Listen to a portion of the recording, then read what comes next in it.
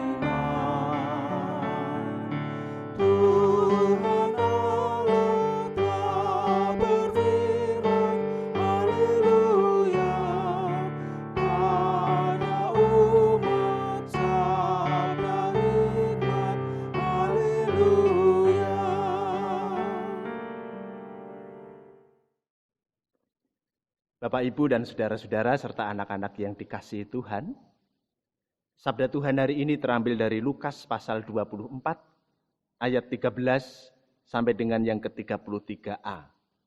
Demikian sabda Tuhan.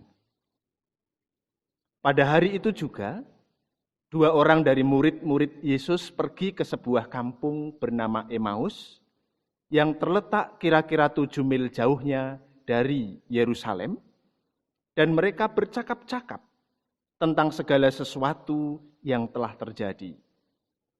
Ketika mereka sedang bercakap-cakap dan bertukar pikiran, datanglah Yesus sendiri mendekati mereka, lalu berjalan bersama-sama dengan mereka. Tetapi ada sesuatu yang menghalangi mata mereka, sehingga mereka tidak dapat mengenal Dia. Yesus berkata kepada mereka, "Apakah yang kamu percakapkan sementara kamu berjalan?" Maka berhentilah mereka dengan muka muram.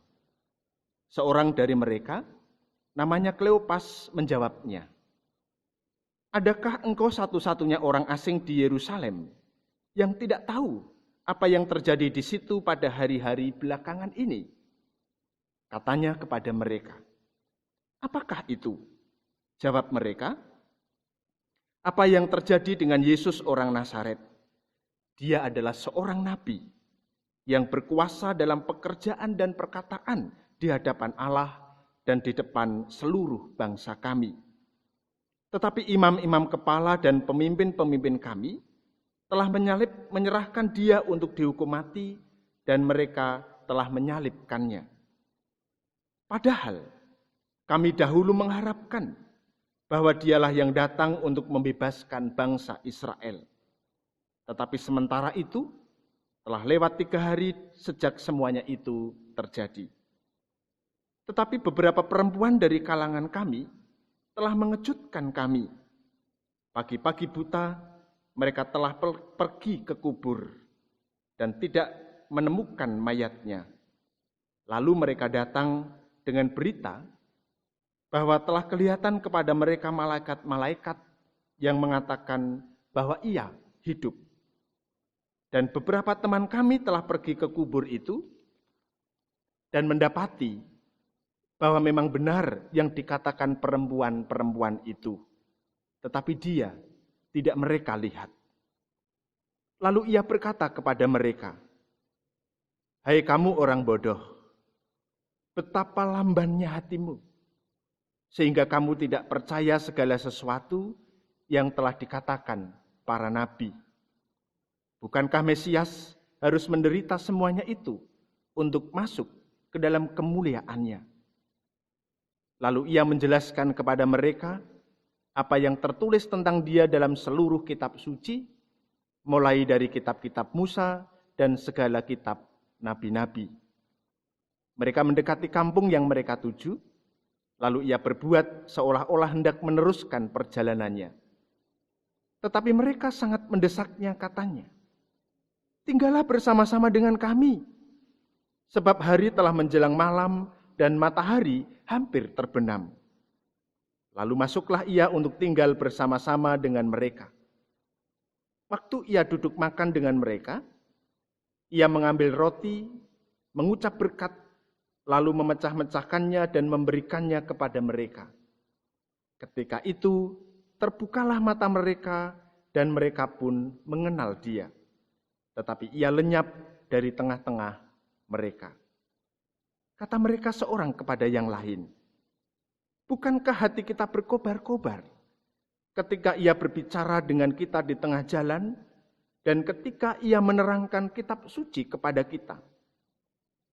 Lalu bangunlah mereka dan terus kembali ke Yerusalem. Demikian pembacaan sabda Tuhan. Yang berbahagia adalah setiap orang yang mendengar, memelihara, dan melakukannya dalam hidup sehari-hari. Haleluya. Bapak, Ibu, dan saudara-saudara yang dikasihi Tuhan, kita tahu bahwa pandemi COVID-19 atau wabah virus corona mengubah banyak hal dalam hidup manusia, membelokkan banyak rencana. Sebagai contoh, ibadah di tempat-tempat ibadah, di gereja, di masjid, dan juga di tempat-tempat yang lain dilaksanakan di rumah-rumah.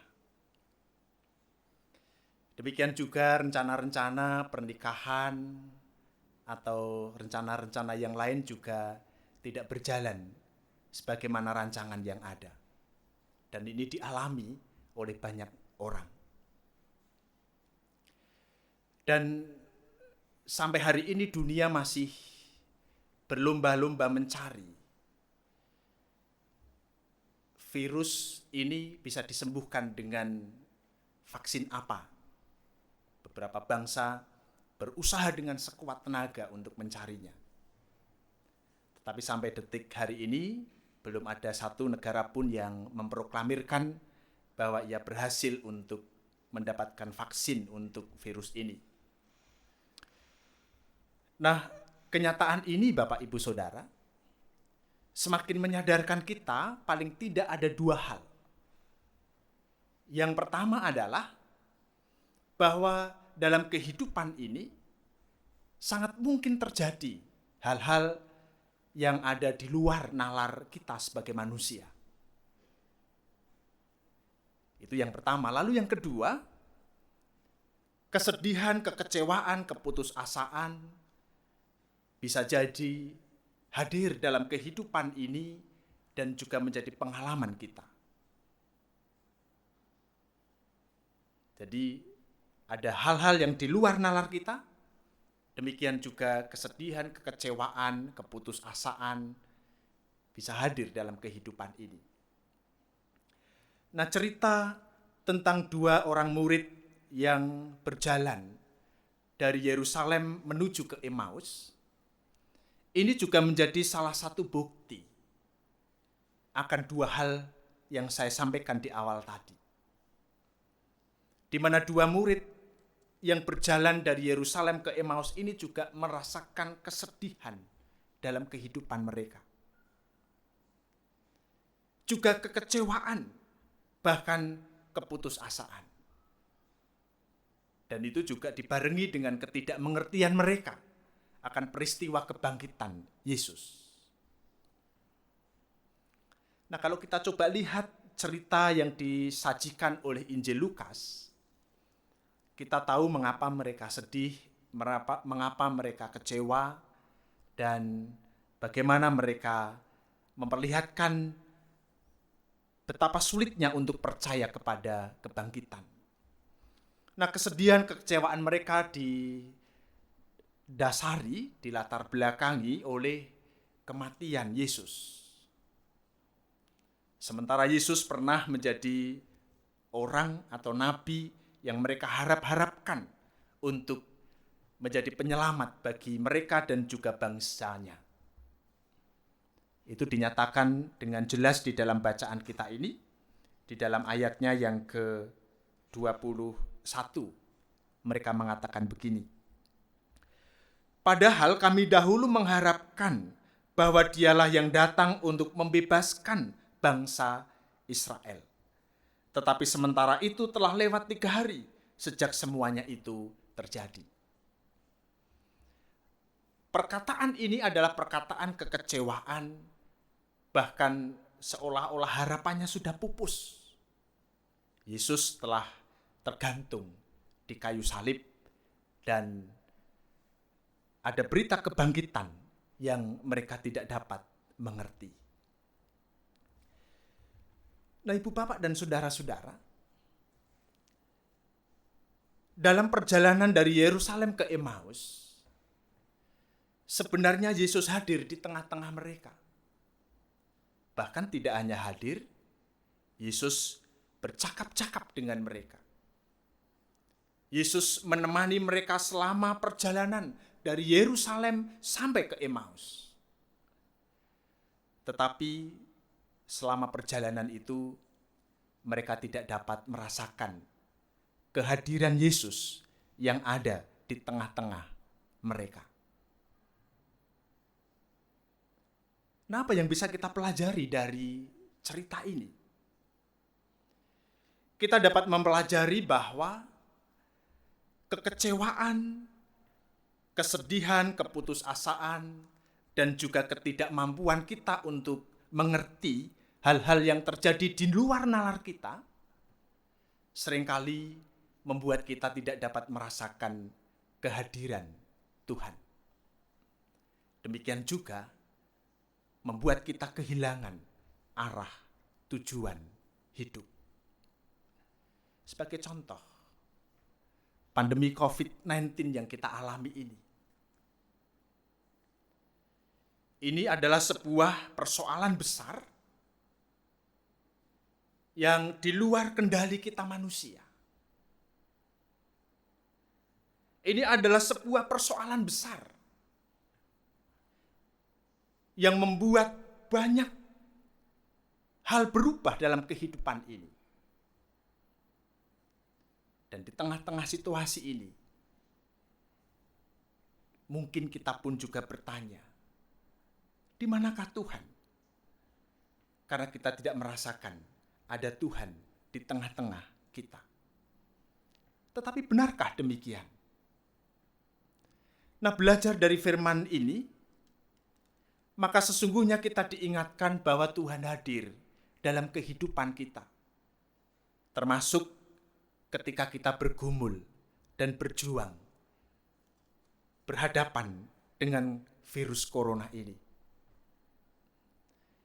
Tuhan hadir melalui bagaimana pemerintahan kita berjuang dengan sekuat tenaga menghambat laju penyebaran virus yang ada.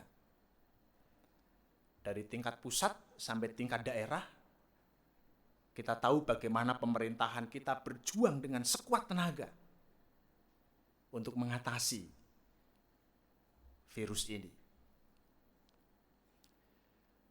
Juga kita merasakan kehadiran Tuhan melalui para medis yang terus membaktikan diri mereka untuk menangani para pasien virus corona. Ini juga menjadi bukti kehadiran Tuhan di tengah-tengah kita berhadapan dengan corona ini. Juga melalui relawan-relawan yang menyediakan diri untuk membantu usaha-usaha pemerintah yang ada. Donatur-donatur yang memberikan donasi dalam rangka mendukung pencegahan virus corona ini. Ini sebenarnya juga dapat kita lihat sebagai kehadiran Tuhan di tengah-tengah kesulitan dan kecemasan yang kita alami berkaitan dengan virus corona ini. Nah, oleh karena itu Bapak Ibu Saudara, sesungguhnya Tuhan juga hadir di tengah-tengah kehidupan kita ini. Oleh karena itu, melalui sabda Tuhan hari ini, kita diingatkan bahwa sesungguhnya Tuhan hadir di dalam kehidupan kita. Tidak hanya hadir, tetapi berjalan bersama dengan kita. Bahkan, Ia membimbing kita kepada kehidupan yang mulia, sebagaimana yang dilakukan oleh Yesus terhadap 2 murid yang berjalan ke Emmaus. Mereka ditunjukkan kehidupan yang jauh lebih luas dibanding dengan harapan yang mereka miliki sebelumnya. Demikian juga Tuhan di tengah-tengah kehidupan kita. Ia hadir, Ia berjalan bersama dengan kita, dan Ia membimbing kita. Oleh karena itu, ajakan firman Tuhan hari ini, mari kita temukan kehadiran Tuhan, dan mari kita rasakan pertolongan dan tuntunannya yang dinyatakan oleh Tuhan melalui banyak cara dalam kehidupan ini. Dan kita pun akan dimampukan untuk bangkit dari kesedihan, dari kekecewaan yang kita alami, dari keputusasaan yang kita miliki, dan juga dari persoalan-persoalan lain kehidupan ini. Tuhan hadir dan menyertai kita senantiasa. Tuhan memberkati. Saya ingin mengajak Bapak Ibu Saudara untuk menyanyikan satu lagu yang didasari dari bacaan kita Lukas 24 ayat 13 sampai dengan yang ke-35. Dan lagu itu ada di dalam Kidung Jemaat 329. Kita nyanyikan baitnya yang pertama.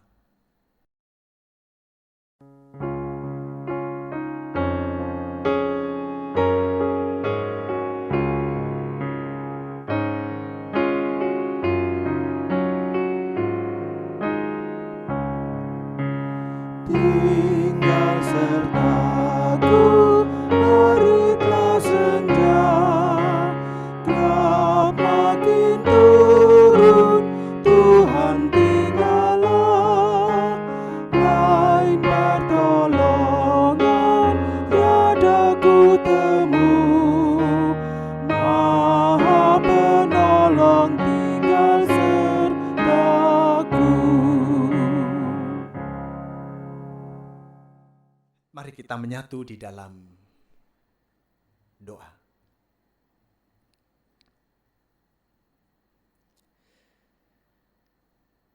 Kami bersyukur kepadamu ya Tuhan, karena hari ini Engkau mengingatkan kami bahwa sesungguhnya Engkau hadir dalam kehidupan kami. Engkau berjalan bersama dengan kami dan membimbing kami kepada kehidupan yang mulia. Oleh karena itu Tuhan, bantu kami untuk kami dapat menemukan, merasakan kehadiran-Mu dan pertolongan-Mu. Termasuk dalam kehidupan kami yang sulit. Dalam nama Tuhan Yesus kami berdoa. Amin.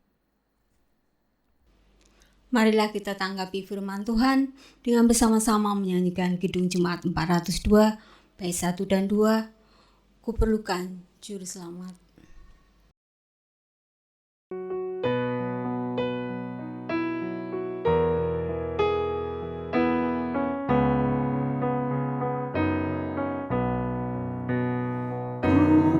Kuperlukan Juru Selamat agar janganku sesat. Selalu harus kurasakan bahwa Tuhanku dekat, maka jiwaku tenang, takkan takut dan enggan bila Tuhanku membimbing ku di malam pun tenteram.